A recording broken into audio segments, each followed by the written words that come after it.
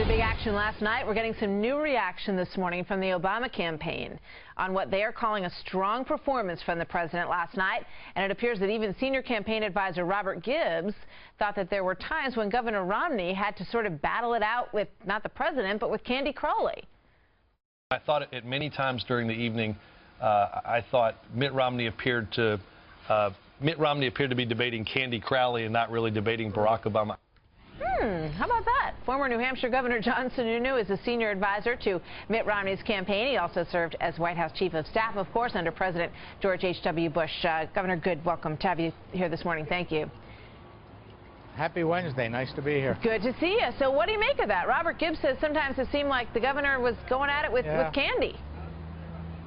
Well, look, Robert was a little bit ecstatic that more than an empty suit showed up for his side this time. But Candy Crowley, my good friend Candy Crowley, stuck her nose in a couple of times where she shouldn't. She cut Mitt Romney off twice when he really deserved another round of answering, and shortchanged him a few minutes and tried to cover up for Barack Obama's very dishonest statement on when he decided that terrorism was the problem involved in that Libyan tragedy. So Candy stuck her nose into it in the wrong place, and she admitted afterwards that her on-the-fly fact-checking was wrong, that Mitt Romney was mainly right. So the governor did have to handle both of them, but he did handle them both well.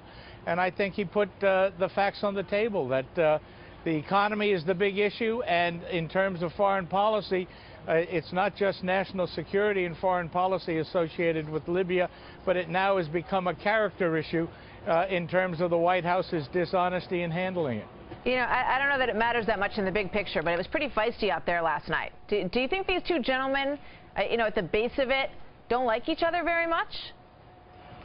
Well, I think it's more than that. I think not only Governor Romney, but a lot of the American population is really upset at what they see as a strategy of dishonesty on issues coming out of the Obama side. The president was caught twice last night on energy, giving absolutely ridiculously false statements on oil production and gas production. He said that he increased permits on oil and gas on federal lands when in fact they were decreased 14% on oil, 11% on gas, and over his 4 years they've gone down almost 40 and 50% on each one of those. It just was, I think, reprehensible that he's trying to convey a very different energy policy than he's had. He's killed the coal industry and tried to sound like a friend of coal last night. You know, Charles Krauthammer was doing analysis after, of course, last night, and he said that he felt that Governor Romney was strong when he was on sort of the big picture, but he faulted him for the few times when he kind of got down to semantics and, you know, words and challenging the president directly on that stage. Do you think that was a good move? Well, look, Governor Romney's personality is not such that he likes to take people on issues like when they're being dishonest. And I noticed that each time when he had to deal with that detail, he doesn't like being as confrontational as some other folks.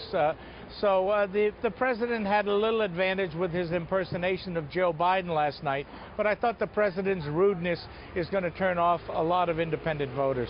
Really?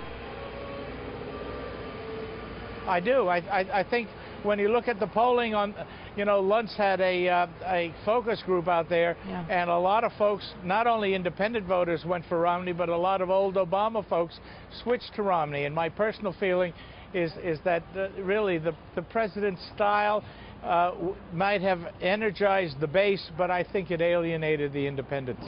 Where does this whole Libya conversation go from here? I mean, you know, there's an investigation going on, as we all know. I don't think anybody expects we're going to hear anything out of that investigation before this election. Do you?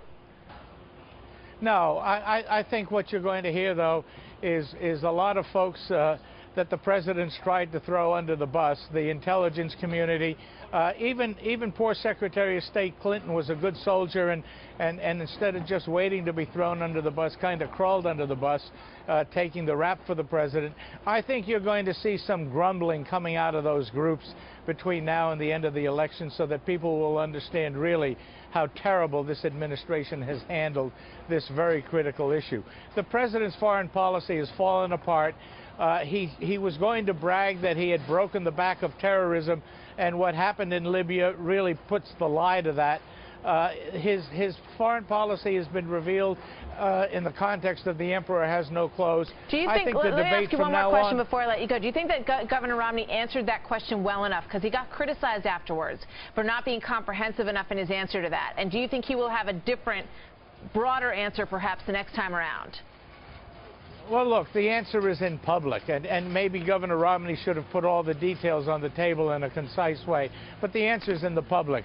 Ambassador Rice went out and hit 5 shows saying it was the video. The president goes to the UN and says video 6 times, 2 weeks after the event, and the president's trying last night to suggest to us that the day after he had made it clear it was a terrorism act.